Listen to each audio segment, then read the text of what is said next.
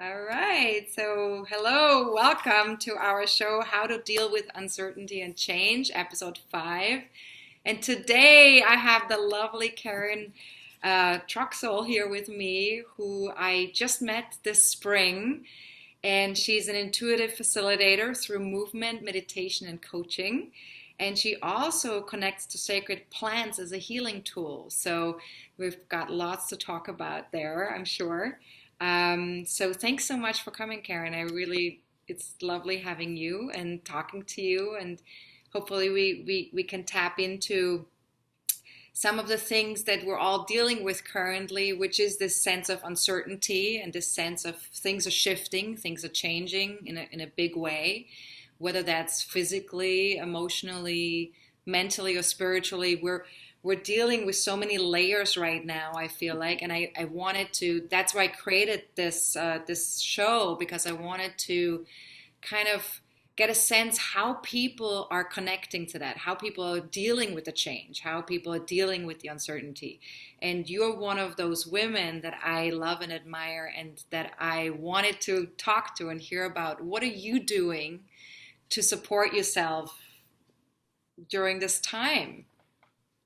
Well, thank you, Sonia, for having me on. Really excited.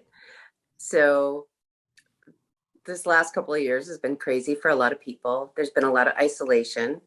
And really, one of the things that I work with a lot of people with is you heal in community. Then COVID came along, and we're supposed to stay away from each other. We're isolated.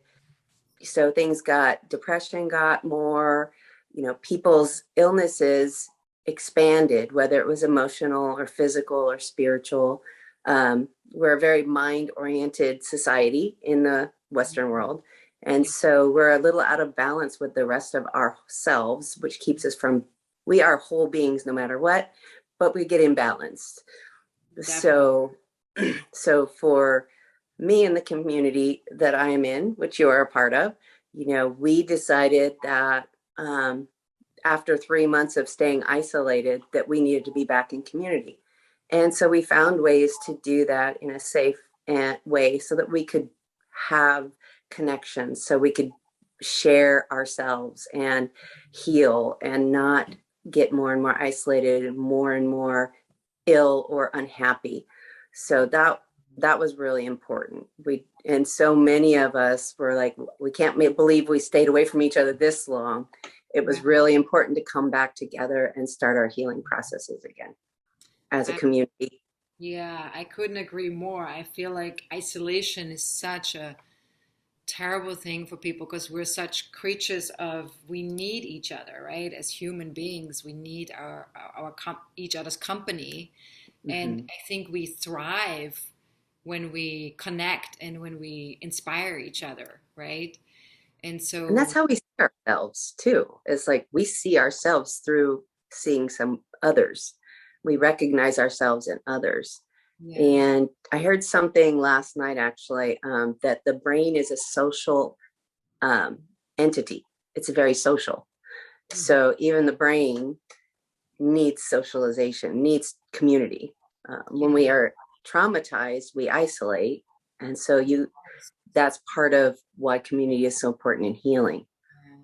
And maybe part of the collective trauma right now is that we really need to come together rather than stay away from each other, come together and do some healing, not just on an individual level, but collectively as well.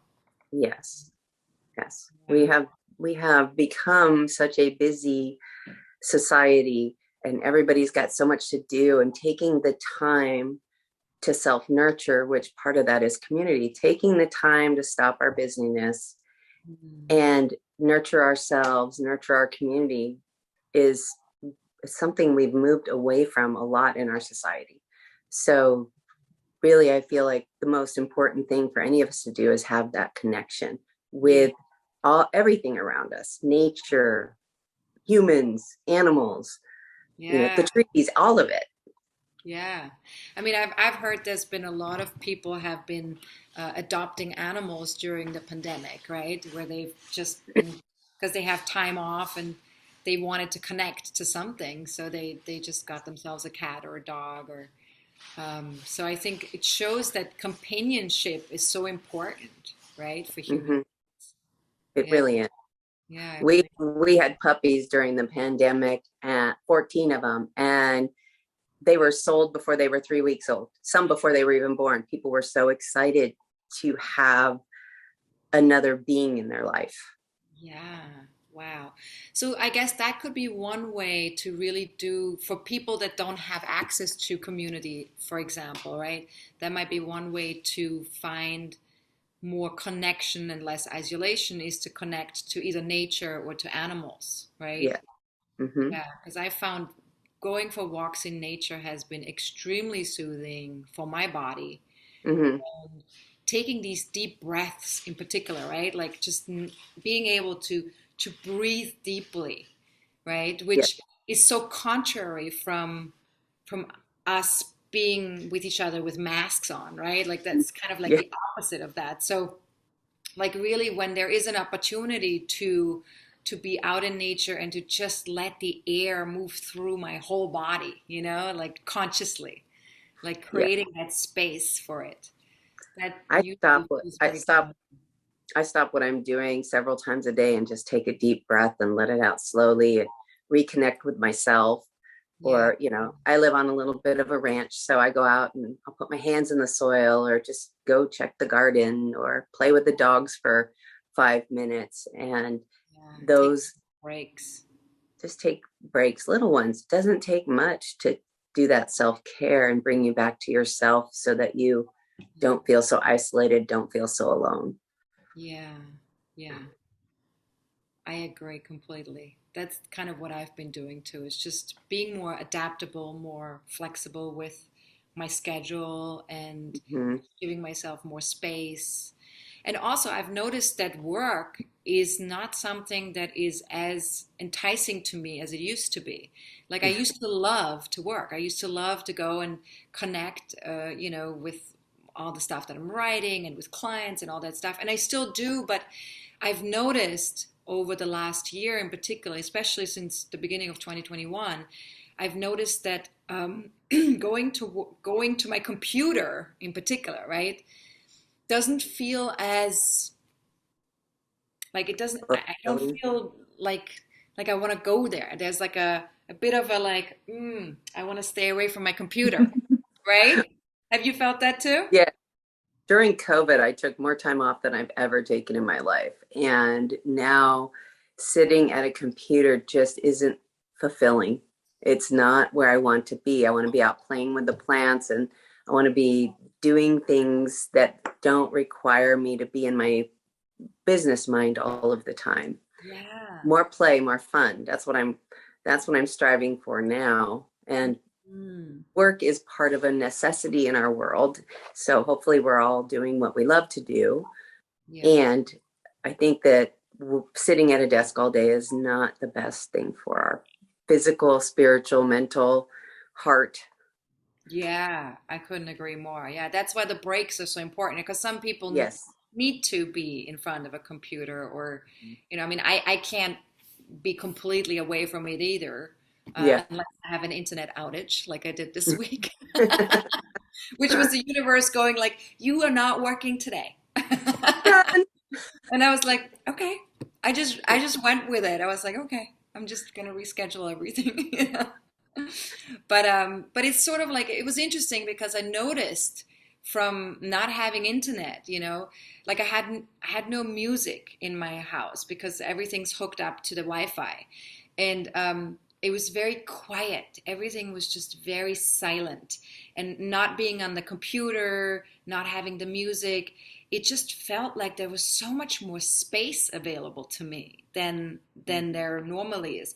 And in the past, I used to be very uncomfortable with silence. I Mhm. remember that. But this week when it happened, it was actually it was beautiful. I was like, wow, there's like all this space. And it felt like I could feel it. I could really feel the spaciousness. Well, And it and was some of amazing. that was probably space within yourself, not just around you, but within. that That there's too, probably. nothing Yeah. pulling you in different directions, Right. nothing asking you to take care of it, just had Right. space Right. inside and out. Exactly. Yeah. So it was like this incredible adventure. I was thinking to myself, well, what do I do now? And and then I thought, well, it doesn't matter what I do. I'm just going to have an adventure right now and I'm just going to go with whatever. And what was interesting, what ended up happening is without my regular schedule, things just started happening organically. And like my neighbor came to my door and rang the bell and started talking to me.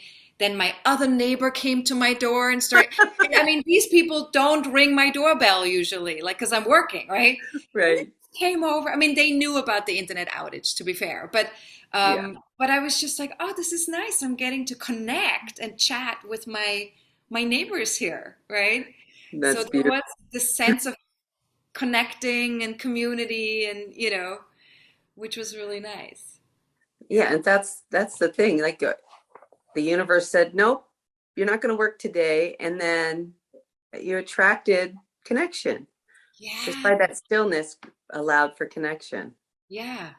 And I also didn't let my mind go into, how the mind sometimes goes into like, this is a problem. Yeah. Like Got, this is effed up. Like I don't want this, like the mind has a tendency to easily go to those places, but I just chose not to go there. I was like, you know what?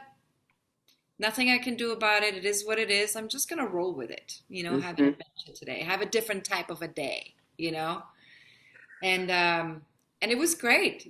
I think just making that decision created so much more space and just peace, inner peace. You know. I know that recently I had nothing to do in a house full of people and I got really fidgety for a second and I was like, I'm bored. I'm like, no, I'm not. Why would I say that? I was like, I'm just not used to not having something to do. So then Yeah. I decided to just sit and relax and enjoy everything around me and enjoy not having something to do. And it's one of those, it's like you have to retrain yourself to the new pattern of not filling every moment of your time. Yes.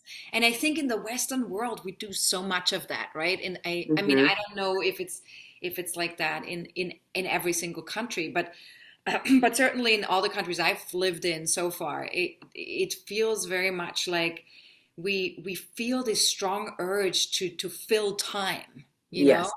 and Mm-hmm. if we can't fill time, we feel not everybody, I'm sure this is maybe also my own projection onto the world, but there's this sense of feeling useless or feeling kind of like, Not yeah, productive. yeah, Yeah. unproductive. Exactly, like the Yeah. sense of feeling unproductive. And I, honestly, I remember I never had that as a child. I never had that even as a teenager. I never felt that I wasn't productive when I didn't do anything. But as an adult, since I've Mm-hmm.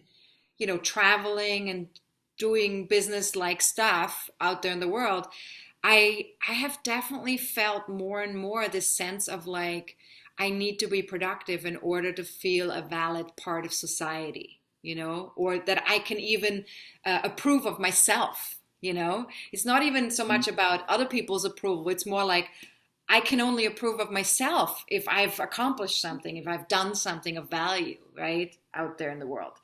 And so I think that's a big burden in the way, right? To have to take with you every single day. Yes. I think to learn to give ourselves a little bit more space there and to say, hey, I'm productive when I'm not doing anything. Because the truth is when you're resting, right? Or when you're just being and enjoying, you're being productive in a big way, just not in the Work. traditional way, like Right. in the way that people think of productive, right? Well, and the thing is, we get so busy that we don't spend any time with how we're actually feeling, where we're actually at. We're so busy, and sometimes we stay busy so we don't have to feel. You don't feel. And then what I've realized as I've grown older and gone through life is that by not feeling those things and not being with ourselves, whether it's good feelings or sad feelings or angry feelings or whatever feelings they are, they build and build and build. Oh yeah. And everything gets heavier and heavier and heavier and harder. And we become more and more unhappy. And then nothing brings us joy. Yeah. Or we forget about the joyful moments we have because we're more stuck in this In the space present. of all these emotions that are stuck and coagulated in there. And so that those brief, even a brief 5 minutes a day of just sitting with yourself and checking in, where am I at? How am I feeling? How am I feeling is in particular, right? Like Yeah. what's my body telling me in terms of the sensations and the feelings that are What's coming my through? heart telling me? What's my I heart? have a saying, the mind can lie, the heart gets confused. Spirit, spirit says yes to everything, but the body never lies. It doesn't know how to lie. Yes, I So if you agree. can sit and listen to your body, the truth will be told. I love that. I love that.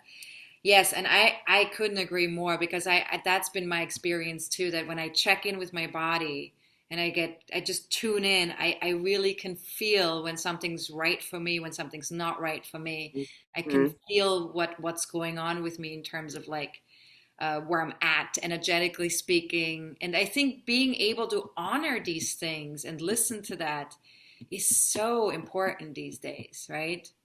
Mhm. So important. Well, in the coaching stuff that I do, I know things. The intuitive knowledge comes through my body first. Yeah. And then it kind of comes in the body and goes up. And however it translates, and it's usually really accurate. So taking care of the body is really important. And part of self-care and being in this, what they call it, a paradigm shift, and they all these different things we're calling these crazy times. Um, if you can listen to your body, you will be able to make the right decisions for yourself. Yeah. Now, if somebody is new at this, because I know, I mean, I've been doing this kind of work for years now, where I'm really connecting with my body, and also yoga has helped me a great deal with that, and then breathing exercises, and then my meditation technique that I use helps me with that. But if there, I mean, I'm sure there are many people out there who haven't yet connected to their body in that way, or haven't practiced that greatly. Like, is there anything that you would recommend where people can start, like what they can start with, to get to that place where they can feel more connected to their body? That one was a hard one for me. I have a very good friend who is really good with body, and she loves having a body, and she thinks they're amazing. So 10 years of being around her and her letting me know when I wasn't paying attention, and that was very helpful. But yoga, meditation, sacred plant work, really connecting with myself and feeling, it really took a lot of self-love, learning how to have self-love so that I could then see my body in a different way. Mm. Um, Right, because body image is also something that comes in there, right? Especially for women, mhm, there's this thing of like needing to look a particular way, and if you can't meet that level, or that, whatever you think is that imaginary thing that you want to meet, right. then you almost like disconnect from your own body, right? Yes. You kind of move away from it rather than move closer to it. And And what's so, interesting is when you actually accept it and move into it, mhm, everything can change. And mhm, then your vision of yourself changes. It's hard to explain. It just happens. Once you accept your body and you love your body, no matter what it looks like. I had to love my body. I had to fall in love with my body at 225 pounds. wow. And I had to decide to start taking care of my body. And after that, I lost 65 pounds without even trying. So it was just the self acceptance of this vessel that I live in, Yeah. um, And the changed everything. care of it, right? Like just deciding that you're actually going to take care of it. Yes. Right. It made all the difference. I mean, I'm 55 and that's just happened in the last year and a half of really settling in a way that I feel very good in my physical form now. You know? Yeah. Yeah. Wow. That is, thank you for sharing that. That's really powerful. I think for a lot of women, that's very powerful because I think as women, we do have distorted self images a Oh, lot. yeah. Yes. I mean, I used to work in the fashion industry and I mean, even women that look flawless and perfect have complete distorted images of themselves. You would think that, somebody that looks gorgeous, would be like, they have no issue. Like, how Yeah. could they have an issue, right? But every woman does. It doesn't even matter how you I, look, right? There's yes. always something. And I mean, I have, thank God, my body image has never been really horribly bad, but I did grow. I was a very late bloomer as a teenager, and so I didn't really connect with my body until I was almost in my late teens because it wasn't real. I didn't really know how to relate to it, because I Right. wasn't a woman for a really long time, and other people were, and so I felt really uncomfortable, like not being as developed as everybody else. And Right. so there was a huge disconnect right there for my body when that happened. And then once I started to form more into my body, I started to become a little bit more comfortable. But it took me quite a while to actually be like, oh, yes, this is me now, like really getting comfortable there, And I mean, funnily enough, working in the fashion industry has actually helped me rather than not helped me because Hmm. I've realized like, oh yeah, this is who I am, like because when you're in front of a camera or in front of a medium that reflects back to you what you look like all the time, right? You actually get to see that and go, oh, okay, well that's pretty good. I don't mind that, like that works, So it actually boosts or in my case, it boosted my confidence greatly.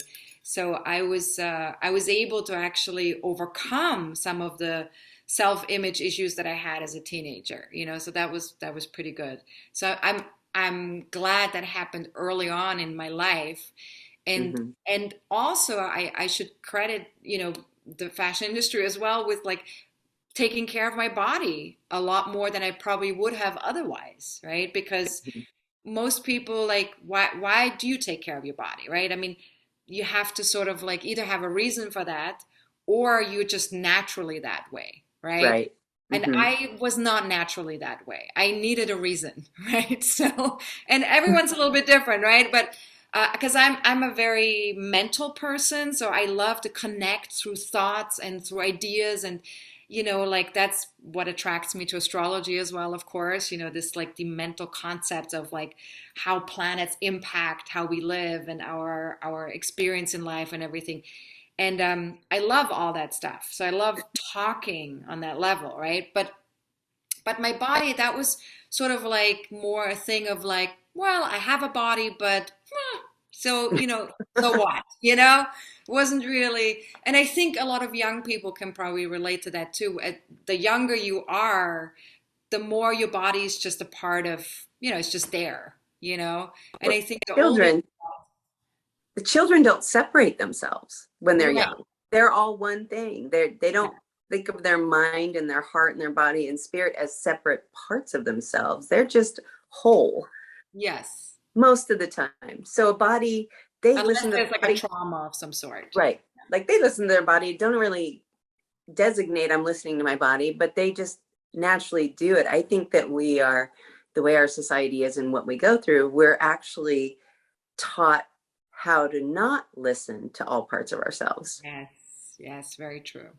You Yes. know, I certainly was raised that way. I was raised to not listen to myself. me And too. and I think that's, I mean, it's also a generational thing maybe. But I don't know how mothers and children are nowadays. Maybe that has gotten better, that children are able to listen to themselves a little bit more nowadays. But I certainly grew up in an environment where it's like you are to be seen but not to be heard, and you should have no desires. Your desires don't matter. You do you do what we do. You do what we say, right? So that Not was what like the premise of my childhood. And it was really hard for me because I was a very independent spirit and I was very lively and I had a lot of desires. So to grow up in an environment where that was completely blocked and where I couldn't let my desires be heard or be seen or take advantage of them, it was very, very hard. I was pretty miserable as a kid, I would say. But yeah. I guess what that did too is it had me sort of question my knowing of myself, right? It had me question my intuition.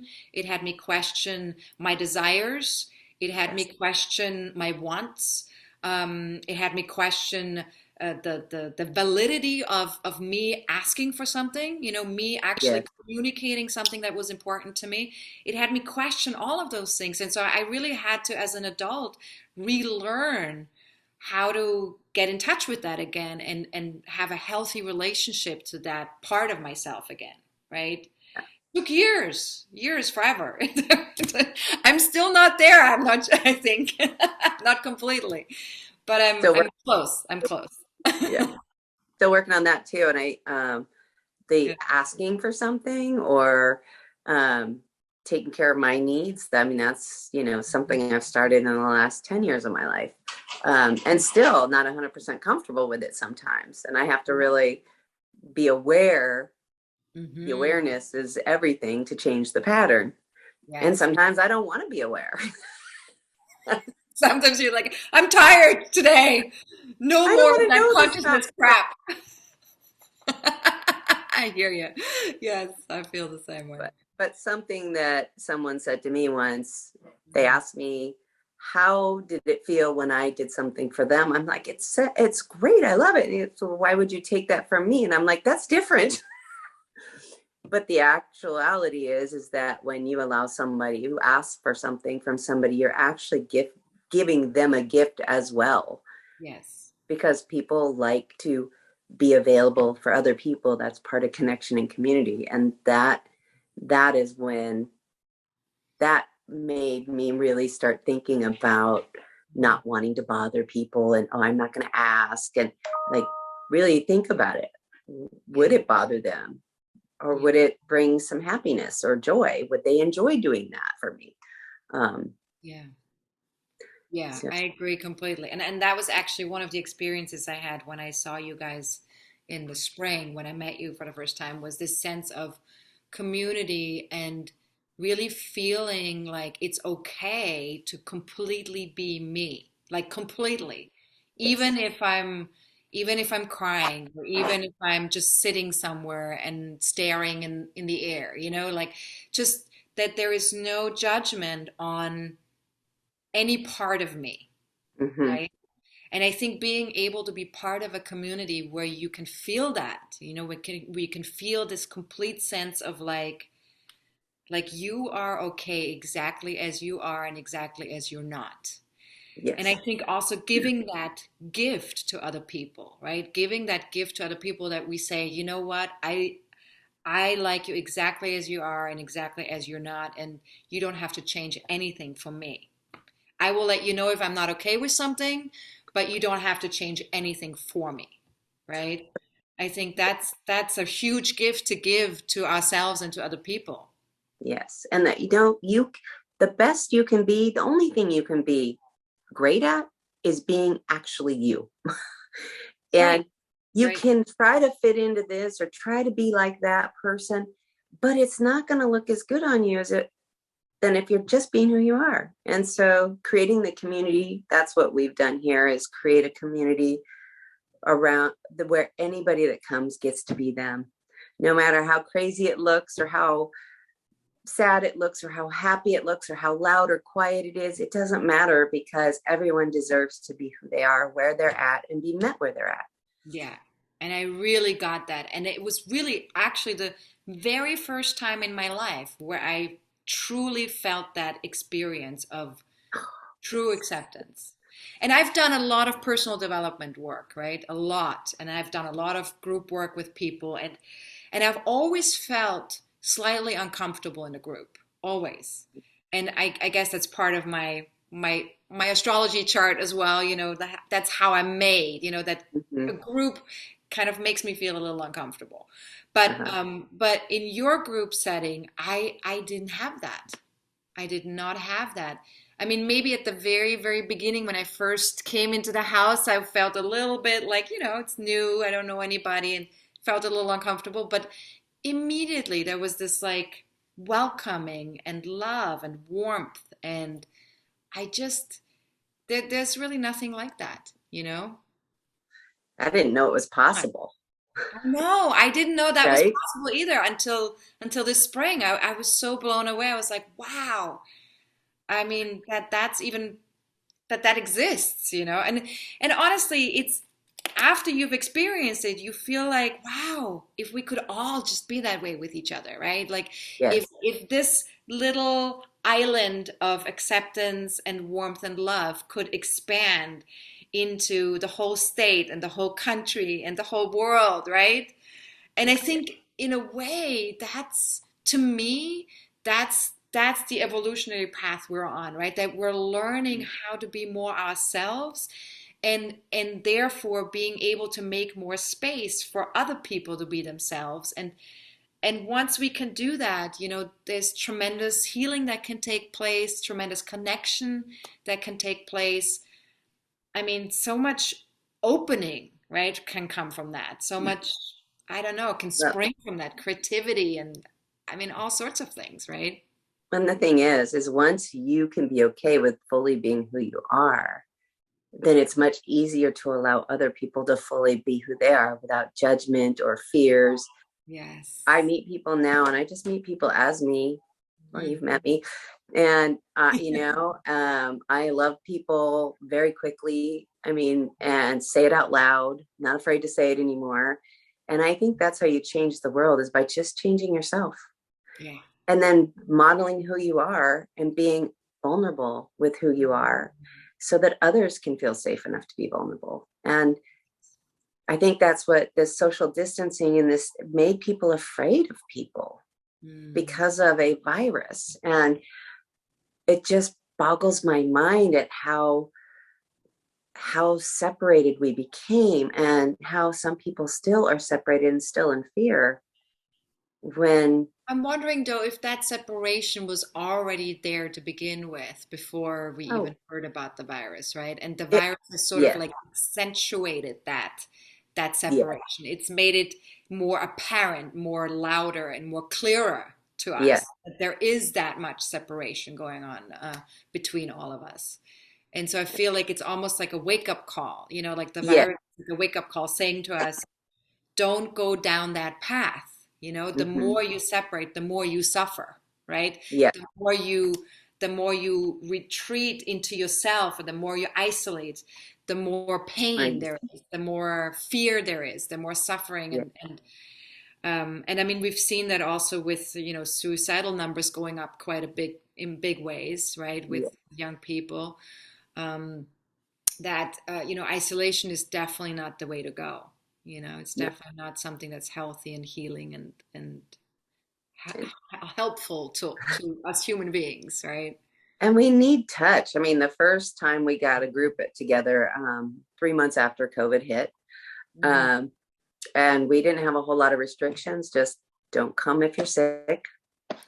And people were hugging and then looks, they were like, oh my God, I miss this so much. I can't believe I've been without it. And you Mm. could just feel that sense of loneliness just dissipate and the smiles and the life that came into them. And it was like, wow, I have one of my very best friends and I share a house. So I had somebody to hug every day. I had somebody to be with every day. But there were people that Yes, lived by you have your themselves animals too, and so they, but there were some people that had no one.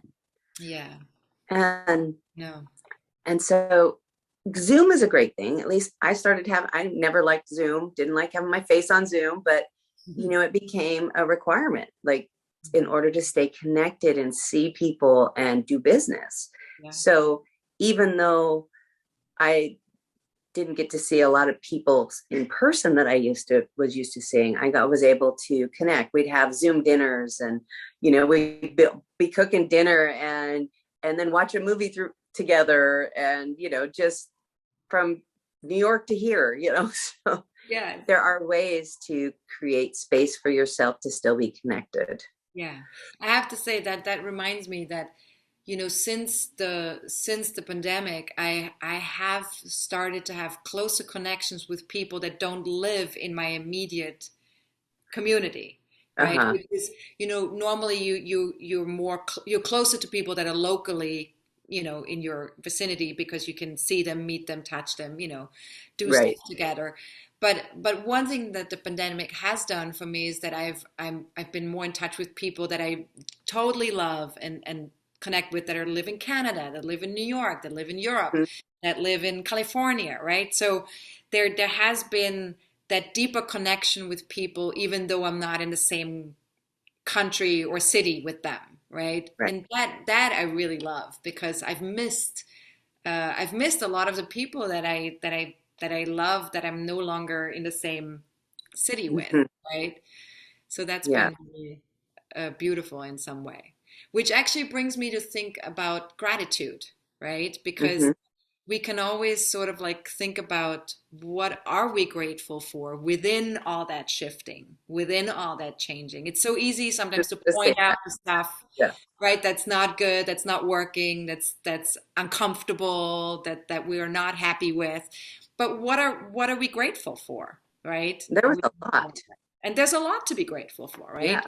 I mean, there was less busyness. I live not far from LA. So all of a sudden, the smog wasn't in my little country space. Right. And if I did go somewhere, the traffic wasn't that bad. Yes. There was more calmness all around. So there was a lot of good that came out of it, as well as some hard stuff. Yeah. And one of the things I believe, one of the ways you can help yourself through any struggling time is always look for what you're grateful for, Yes, I agree. because gratitude brings comfort. Gratitude is healing. If you look for the things that you're grateful for, pretty soon the things you're not so happy about start not being as important, because you're making what you're grateful for more important.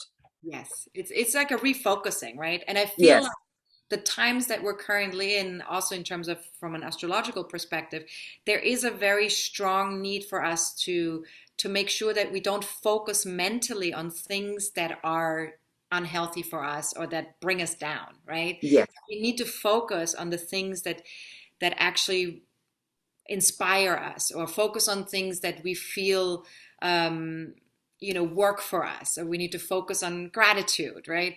Like things that are really that can really make our day better, right? We need to focus on those things more so than on the things that make our day less good, right? Well, and the thing is sometimes people get into a very dark space or a very depressed space, and it's hard to find anything big. And one of my practices for many years was one small thing. And if I could find one small thing, could I find another thing? And pretty soon you start notice, but it really takes conscious effort And to you've not. dealt with depression in the past, have you? Oh yes, Yeah. for probably over 30 years of my life. Yeah. So you know what that feels like. Yeah, that's pretty hardcore. It's pretty heavy. Yeah. Depression can feel so heavy. It's like you really feel like you can't get out of whatever state you're in. It's just you're so at the bottom, right? You just Yes. can't feel, you can't see a way out, right? There's no light at the end of the tunnel, or Exactly. you don't think there is. It creeps up on you sometimes where you don't even realize how bad it is until it's so bad that you're not functioning very well. Right. When it gets really bad, then you're like, oh, wait a second. Who You know, am I? How did I get here? you how did know I get here? Yeah. One thing my husband said to me once, which was so helpful, I was in a very depressed place. It was probably 6 years ago. And I shared with him how depressed I was feeling. I said, I don't know what to do. I don't even want to get out of bed. Like I can't face the day. hmm And he was saying to me, a lot of people think that when they feel that way, that they have to do something about it, but I just want to invite you to look at it as if you had a flu. Mm-hmm. Like just stay in bed, take good care of yourself, don't fight it. Just be with the feeling. Let yourself feel the heaviness. Let yourself feel what you're feeling and just take a day out, like don't even get up and see what happens. Mm-hmm. And that was really great advice because I was like, you know what? Okay, I'm gonna try this. I'm gonna experiment. I mean, Mm-hmm. I was like, what the hell? I mean, I'm already feeling shitty. It's not gonna get, I mean, if it gets worse, whatever, I'm still feeling shitty, right? But it helped a lot. Just giving myself permission, right? To just take the pressure off. Because I think there's a lot of pressure also when you're in that dark place to get out of it again that Mm-hmm. you put on yourself. So just to take the pressure off worked for me. I'm not sure if it's going to work for everybody, depending on how deep a depression you're in, obviously. And for everyone, it might be a little bit different. But I have to say that was something that I really cherished. That he said that to me because every time now that I feel slightly depressed, I remember that, and I Mm-hmm. will just go, okay, I'm just I, gonna let myself feel it. I have a similar practice. I kind of have this rule I made because I spent so many years in depression. I Mhm. allow myself 3 days and I sit with it to see if there's something for me to learn from it. What Mhm. am I actually try to go in and see what I'm actually feeling, not what's running around up in my monkey brain, but what am I sad for a reason and what is it? Am I just tired? And then I have something that I take that's over the counter that just if I'm done at 3 days, and it doesn't even last that long anymore, but for a while it did. And at 3 days, I'd be okay. I've had enough. And I'm not learning anything from this. I don't know where it's coming from. I'm ready to be done. And then I would take this little over the counter mood booster, and I'd be fine. And so I Right. think the other thing is we talked about feelings and emotions, and a lot of times my go-to emotion was anger, but Mhm. anger wasn't what it was. Yeah, So I can relate to that. and anger is a higher vibration than depression. So we're always trying to get ourselves out, but then not dealing with the actual emotions that are going on holds Yeah. you in depression. So Mhm. the stay in bed for the day if you feel like it and take care of yourself. That is what our whole body and our whole self is asking for, the Yeah. time for self. Time for self. Yeah. And I love what you said about the 3 day rule. I mean, not that that has to be the rule for everybody, but No. I'm just saying, like, I love that you decided for yourself, like, I'm going to give myself this much time. And then if it doesn't shift, I'm going to give it a little bit of I'm going to help it, right? I'm going Yes. to help it shift. Um, because that way you're still honoring what's going on, but you're not letting yourself fall into it and For kind of months. like or yeah, go into a deep dive with it, right? Yeah. Which can happen, I think, for people that have issues with depression. I think it can happen that you really go into a deep dive with it, right? Yes. Oh Uh, yeah.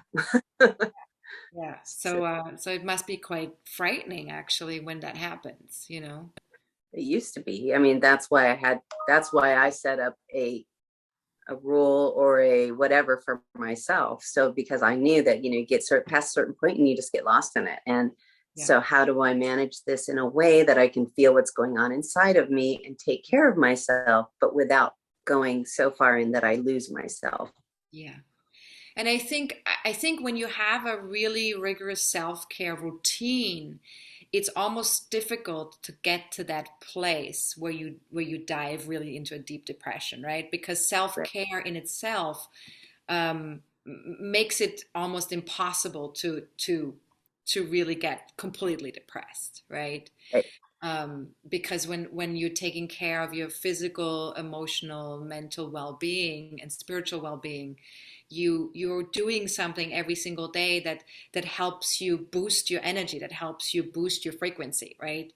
And I think even if it's just little things every day, and Mm-hmm. I honestly, some people ask me, well, what do you do? And I'm like, well, I don't do anything huge. I'm not like a huge meditator, or like I don't do like an hour or two of yoga every day. I don't do any of that, right? Like I do little things because to Mm-hmm. me, a lot of little things sum up to a lot of good self-care. And so Yes. I do whatever I can every day, but I don't put a lot of pressure on myself around self-care either, because I know that my attention span is not really that wide. Like I can't do anything for a really long time. So when it comes to meditation, I do like 5, 10 minutes, When it comes to yoga, I have this routine. It takes me 25 minutes every morning, and I do that. And if I don't want to do it on certain mornings, I dance, with music, or I do something else. I just jog in the kitchen while I wait for my food to warm up, or I just do little things, because I've noticed, for me personally, and I think this is a very personal thing that you need to discover for yourself, right? In terms of self-care, like what works for you and what doesn't. For me personally, it works so much better when I take smaller time increments to do something for myself, rather than these elaborative, huge goals, Well, and what happens too is you can become rigid in self-care, and then it no longer feels like self-care. It feels like a chore. Then it And becomes another I'm, burden. yeah, I'm more of the close my eyes and meditate for 5 minutes, take a couple deep breaths, go out and talk to the trees, play with the, whatever it is. Hug the 20, trees. yeah, 20 minutes of yoga, but I'm not going to do an hour and a half. That would make me feel stressed. It'd be too much time, So exactly. I think keeping your self-care in a beautiful flow that works for you. Yeah, really finding the things that work for you, right? And I think sometimes we look too much to other people, what they're doing and what works for them, and then we want to Right. adapt to that regime. And I think that can be fatal, because Yeah. it might not work for you, right? So you need to really Quit. find your own rhythm with self-care, like what do you eat, for example, right? I mean, I think Mhm. eating is a part of self-care as Oh, well. yeah. And not everything works for everybody, Not everybody's going to be happy with a vegetarian diet. Not everybody's going to be happy with a, what do you call that when you only eat meat? Oh, Um, yeah. Paleo Paleo or, diet, right? right. Like paleo, whatever, right? So I think, what works for you is it's so personal, right? Yes. Every aspect of self-care in terms of like resting, how much you sleep, when you sleep, do you take naps, do you not take, I mean, all of that is so personal, right? hmm Like my husband loves to take naps. He's the nap king. I hate naps. I can't take naps. I can't. I mean, I only take naps if I'm super exhausted. Like that's Yep. when I take a nap. hmm But other than that, I just can't take a nap, because I feel like I don't know, during the day when the sun is out, I'm just like, no, I need to be alive. Like I can't rest right now, So, but I think it's, to not put any judgment on that, right? Like I've Right. learned to not judge myself for having different routines or different ways of doing things than other people, like a friend or a husband or some mentor out Right. there who I admire, like to just make sure that I'm okay with my own routine, that I learn to love my own routine, Right. you know? And make it fit for you. Make it fit for me. Yeah. Comparison creates suffering. Oh my God, yes. Thank you for saying that. That is so, so true. I believe that very much. Just, I mean, like I said, like you said, you and I are little bits. Somebody else might really need that intense hour of meditation twice a day. And Yeah. that's awesome. That Yeah. doesn't work for me. That would just make me fidgety, but, so Absolutely. Same here. Yeah. like Yeah. honor yourself Hmm. for how it works for you and honor others. That's the thing. We all have choice, Yes. and honor our choices and honor others' choices. Yes. And not make it right or wrong, right? Because No. I Yeah. know that when I was first married to my husband, him and I we're so different in the way we do things. He has such a different speed than me. Like I'm very fast in how I do things, and he's very sort of like dum dum dum dum. Everything's sort of like in his own time frame. And Right. I used to be so judgmental about that. I hated it. It's like, what's wrong with you? Like going so slow, like you can't get anything done, and it's not efficient, and blah, blah, blah. And I would get really out of sorts about it. And this was 20 years ago. But now, now there's no issue. It's like He does him, I do me. Like he's on his speed, I'm on my speed. And what's interesting, since we've started to not have an issue around that, or I should say I didn't have it because he didn't have an issue with me. I had an issue with him. So since I have not had an issue with him anymore about it, actually what started happening, interesting enough, is he started to speed up and I started to slow down. So Yes. we've actually started to meet much more in the middle, Hmm. by not having an issue around it. All of a sudden, it started to balance out, right? Yes. Like this, because there was definitely an imbalance within me and within him, in that regard. And then all of a sudden, it just went whoop, whoop, whoop, whoop, whoop. And now it's like we're both on the same page, pretty much around most things. It's Yep. like, and that's all I wanted to begin with. But because I was so judgmental, I Right. couldn't get it. I couldn't get there with him. And then once I went like, okay, you just be you. I'm just not gonna say anything anymore. Like this is it. And then whew, all of a sudden, Isn't it funny when somebody feels accepted, how hmm much more vulnerable they can be and how much more available they can be? And hmm that's when I similar situation, but with my best friend. hmm She's very methodical, does things at a very, I don't want to say slow pace, but very methodical. And me, I'm just a zoom, zoom, zoom, get things done, yes. multitasking all over the place. And we drove each other crazy for a while. And somebody said to both of us, her way is right for her, your way is right for you. You guys got to just deal with that. And Yeah. immediately I started slowing down. It just became, and now there's no tension. There's none of that crazy stuff because we're allowing each other to be who we are because that's all we can be. Yes. And then at that place, there's some kind of meaning ground that just shows up out of nowhere. Yeah, it just happens, right? You don't Yes. actually have to even talk about it. Or It do just anything. all of it, or do anything about it. It just once you give it acceptance, once you give that space, yourself and the other person, right?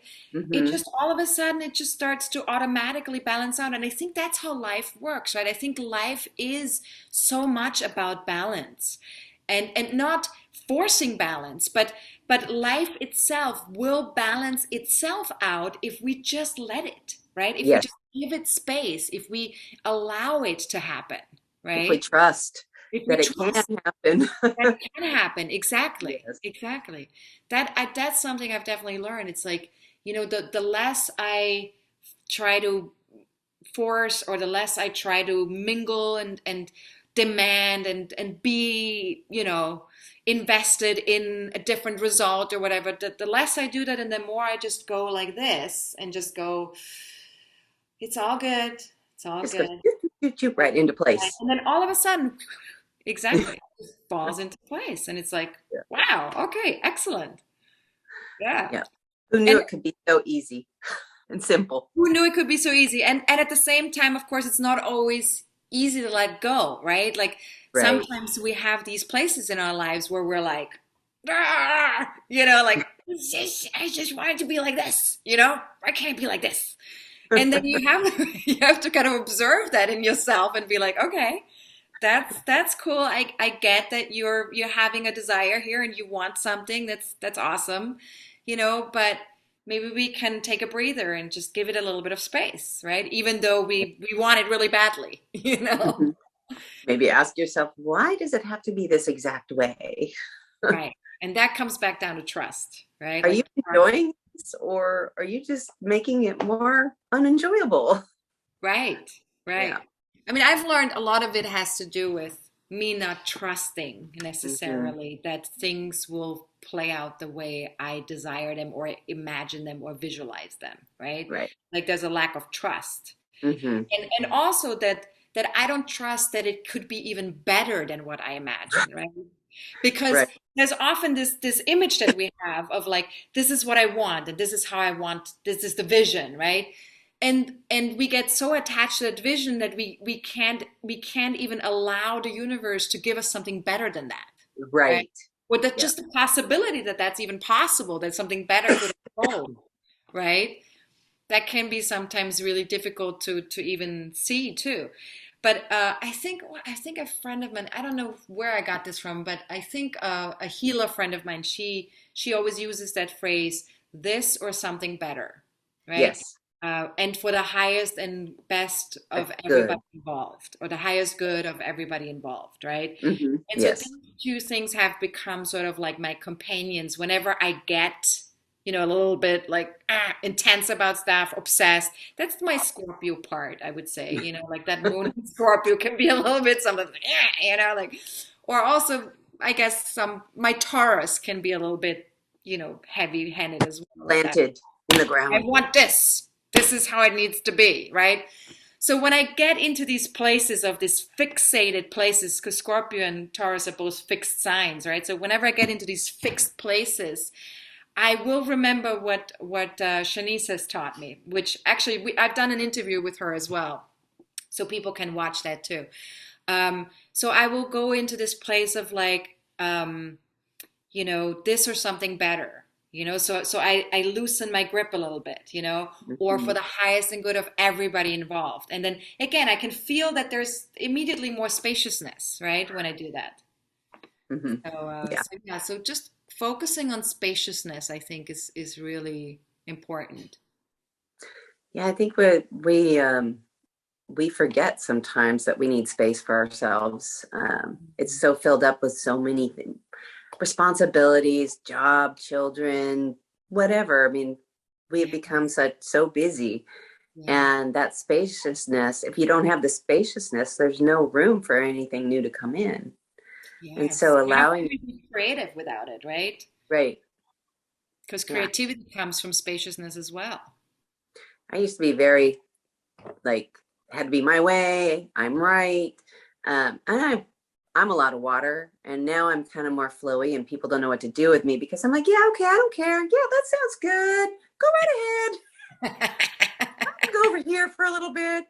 But it feels so much better. It feels like Yeah, truly me, not right, having to control or have it my way, or right. get so upset. Every now and then I still get triggered into like, no, I want it this way. And Sure. I'm like, We're but still human. We're still human. right. But it doesn't feel good in my Yeah, body. It doesn't feel good in my mind, and it makes me cranky. So yeah. being in the flow of allowance, And you also, know. one thing I've learned is when I do get into that place of wanting to control or getting rigid or getting a little bit obsessed about things, I will, rather than feel guilty about that, I will just be clear about it. I'll be like, yep, that's where I was at, and it's Hmm. okay.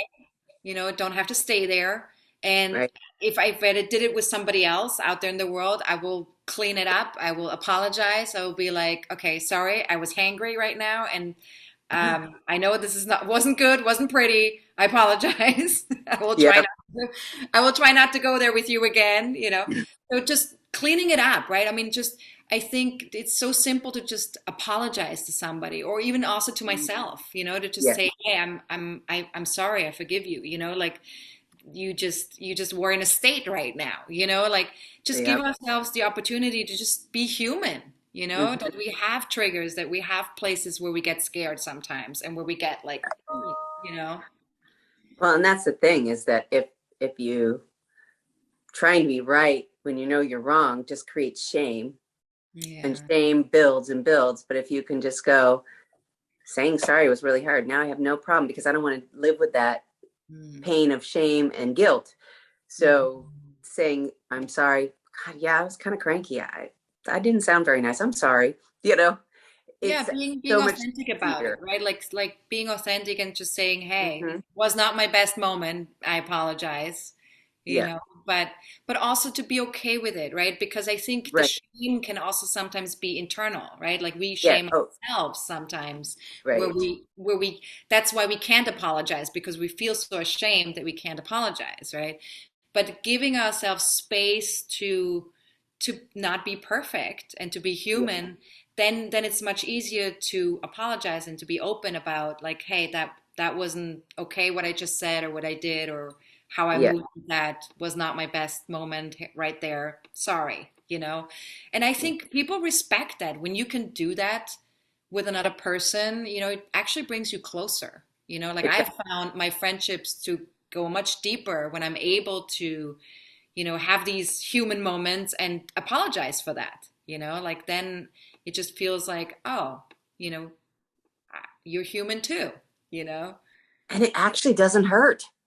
No, no. But Yeah. holding under the shame is so painful. I know. I And so know. who knew? Like, when I started practicing apologizing and not trying to be right or not be wrong, or it felt really hard. But then as time went by, I was like, wow, that's so much easier than the internal dialogue that happens when you don't.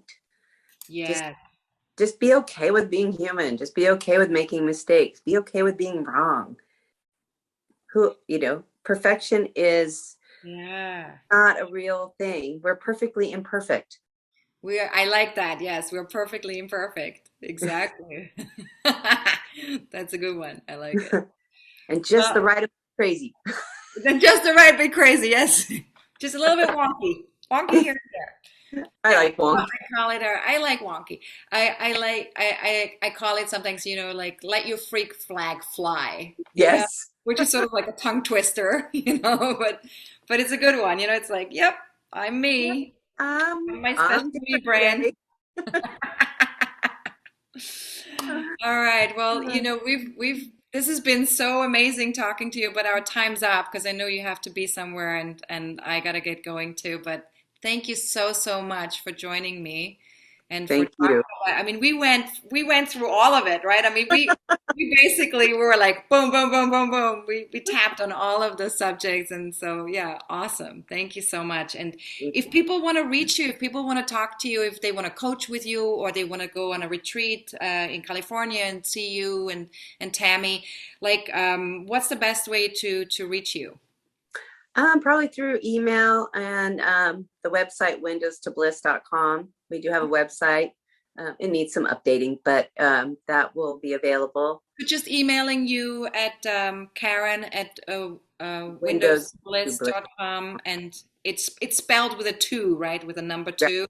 So I'll Yes, have that email underneath the video. So if people want to reach out to you and learn more about your retreats, learn more about your coaching, or the movement that you do or the meditations that you do, they can just reach out to you.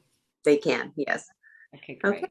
Thank you so much, Thank Sonia. you so much. Yeah, I Love you. I really, really love you guys. Thank Okay. you. All right, you have a wonderful rest of your week. You too. Bye. Okay, bye.